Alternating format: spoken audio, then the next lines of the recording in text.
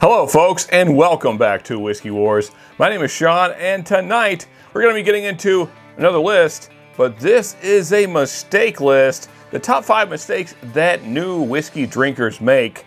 Let's get into it.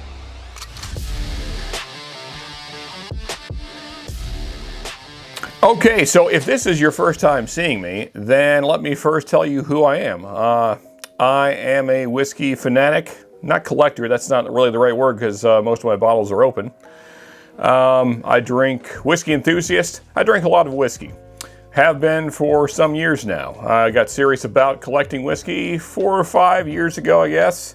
And then I joined this whole whiskey tube thing, not quite 2 years ago. So pretty serious about whiskey. We chat whiskey all the time here on the Whiskey Tube. And so that is my background and the reason why you might want to listen to things to avoid, because I've been through them and hopefully you won't have to.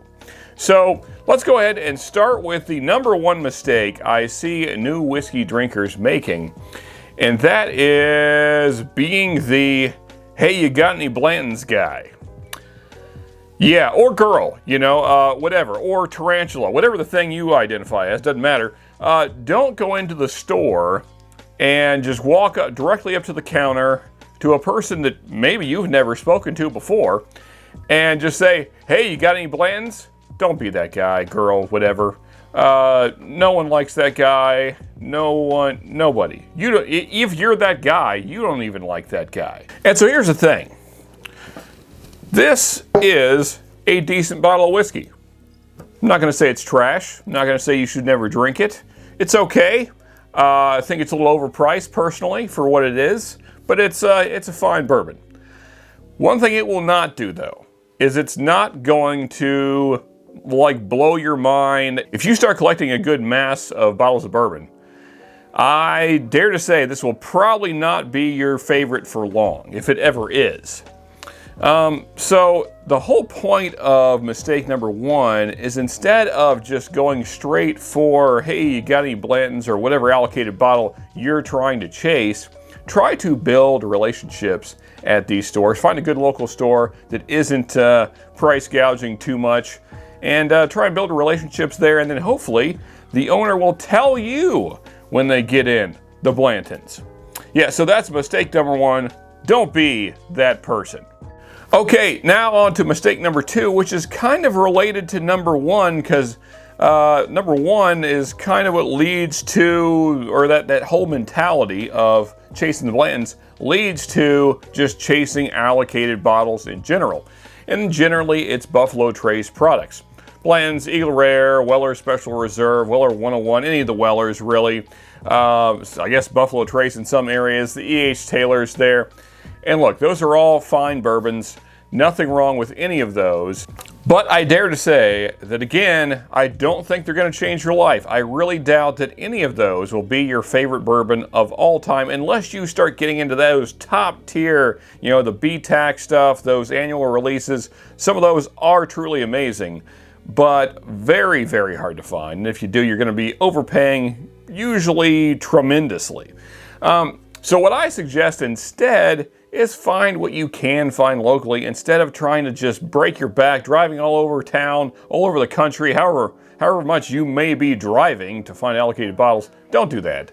Find what's on the shelf. There's great stuff on the shelf, and that leads us to mistake number 3. Okay, so mistake number 3 is kind of related to the mistake number 2, and that's we're kind of doing these in order here. And that is, so you're chasing all these allocated bottles, and what you're doing by that is you're ignoring all the stuff on the shelf, especially those cheap bottles. You may think to yourself, oh, there's nothing under $30 worth drinking. I say, no, dead wrong.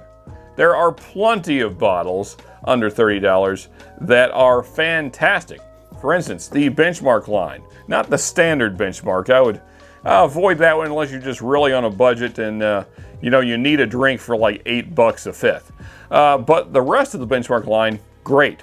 Now these prices may vary, but generally these are all around the 30 or under price range. So Cooper's Craft 100, Russell's 10 year, you got Wild Turkey 101, Old Forester 100. Let's see, you got Evan Williams Bottle and Bond. Old Forester 100 Rye. There's a long list of great bourbons and ryes that are under 30 bucks that are certainly worth a try. And, you know, go out there and start collecting these more budget-friendly options, build up your collection, build up your palate, and then you'll start to figure out what distilleries you like and what you don't. And now that you've got that collection going together, let's get into mistake number 4. So we've gone through 3 mistakes so far. You know what would be another mistake? Not hitting the subscribe button. So, you know, do that.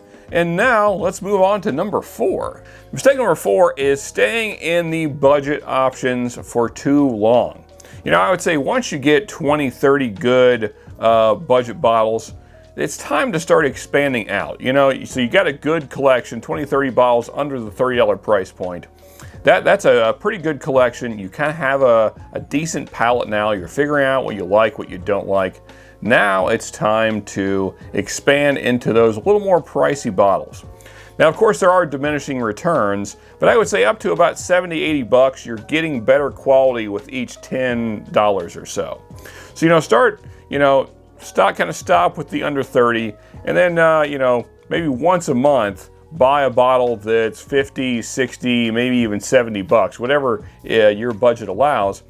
And then I think you're going to see that there is a pretty good increase in quality there, and I think your palate will perceive that, and you will thank me for that. Now, of course, you know, don't just go out and buy any bottle. We don't want to do that. Try and look at reviews and figure out what distilleries you already like and find something a little higher tiered offering from them.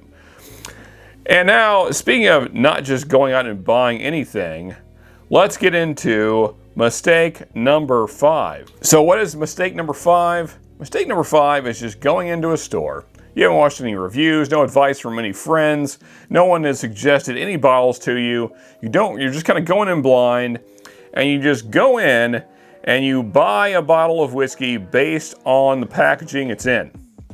There's plenty of examples of this. Here, I got some beside me here. Of course, there's the one we saw at the outset of the video here. This is probably the most famous frilly fancy bottle. I mean, it comes in a bag, and then there's like stripper stuff going on, and there's a horse on top, there's a letter.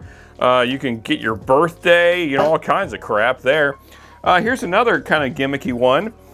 This one has some oak inside, which makes it worse, by the way. Kind of comes in a pretty bottle. Yeah, another fancy one there. Here's another fancy bottle, and gimmicks, because it comes with a key. Look at that, you can collect the keys, kind of like the horses. Yeah, and then last one, this is one I see a lot of new people getting, the Basil Hayden's. All these kind of pretty bottles, and the bourbon inside, to various degrees, is either bad, like this is just awful. This one is also quite bad. This one is bad, and then this one is just kind of okay. So what I'm saying, folks, is don't just buy something based on the way the bottle looks, because that sometimes has nothing to do with the quality of whiskey inside. Now, there are some very nice looking bottles that also have some very good quality whiskey in. For instance, this Remus Repeal here, I think is a pretty cool looking bottle and also very good whiskey. But that's not always the case. So have some knowledge in hand before you just go shopping. Now, last but certainly not least, and this is kind of a bonus one, watch how you store your whiskey. And we probably need to do a whole video on this, so I won't go real in depth, but keep it out of sunlight, keep the temperature regulated. You don't want crazy temperature swings in sunlight messing up your whiskey.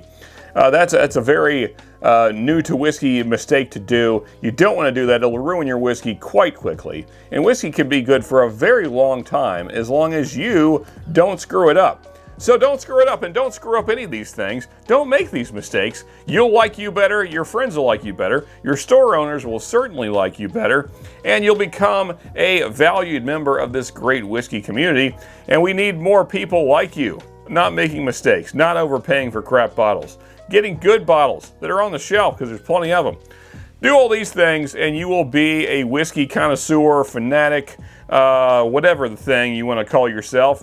You'll be that very soon. Well, folks, I hope you enjoyed this video. If you did, please hit that like button. We appreciate that very much. Also, here's other reviews from us right here, and here's the subscribe button, so please do those things. And until next time, folks, just remember, you can never have too much good whiskey.